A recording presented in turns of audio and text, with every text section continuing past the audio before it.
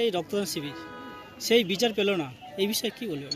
দেখুন, বিচার পেল না না বিচার পেতে দেরি হচ্ছে সেটা প্রশ্ন।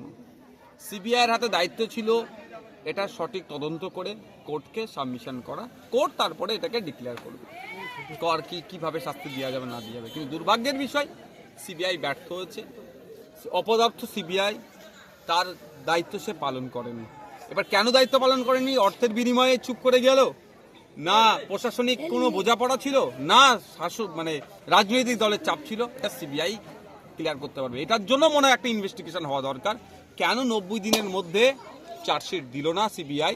চার্জশিট না দেওয়ার ফলে দুজন অভিযুক্ত যারা ছিলেন তারা জামিন পেয়ে গেলেন। ব্যাপারটা হচ্ছে, যখন অ্যারেস্ট করেছিল টালা থানার দায়িত্ব ভারপ্রাপ্ত যিনি আছেন তাকে, সেই সময় সিবিআই যে অভিযোগগুলো এনেছিল যে লার্জার কনস্পিরেন্সির সাথে এরা যুক্ত আছে, আর তারপরে তাদের নামে চার্জশিট দিল না, কিছু তো একটা আছে। আমার তো মনে হয় এটাদের এই সিবিআই যারা আধিকারিক ছিলেন তাদের বিরুদ্ধে একটা ইনকোয়ারি করা দরকার, যে এরা কার সাথে মিশেছিল বা কি করেছিল, কেন দেয়নি স্বল্প দিন এই 90 দিনের মধ্যে চার্জশিট, তাহলে সত্য উদ্ঘাটন হবে। ভারতকে নিয়ে বাংলাদেশের যে সমস্ত নেতারা খুব মন্তব্য প্রকাশ করছে, এই বিষয়ে আপনি কি বলবেন? দেখুন, শুধু বাংলাদেশের নেতারা নয়, আমাদের দেশের নেতাদেরও তো অনেক ব্যর্থতা আছে। আমাদের দেশে অবাঞ্ছিত মন্তব্য অনেক করছে। ব্যাপারটা হচ্ছে, বাংলাদেশকে এই সুযোগে পাকিস্তান, চীন তো কন্ট্রোল নেওয়ার চেষ্টা করছে। বাংলাদেশেও যে সমস্ত ভারত বিরোধী যে সমস্ত শক্তিগুলো আছে, আমাদের দেশের অবাঞ্ছিত মন্তব্যগুলোকে তারা হাতিয়ার করে ওখানে কাজে লাগাচ্ছে। এখানে কিছু রাজনৈতিক নেতারা ফায়দা লুটার জন্য যে কাজগুলো করছে, দেশের জন্য ভবিষ্যতের ফিউচারের ক্ষতি হচ্ছে। আমাদের দেশের পতাকাকে অপমান করেছে, সেই জন্য ডেপুটি হাই কমিশনারে গেছিলাম, সেখানে যথেষ্ট বলে এসেছি, তারপরে বন্ধ হয়েছে।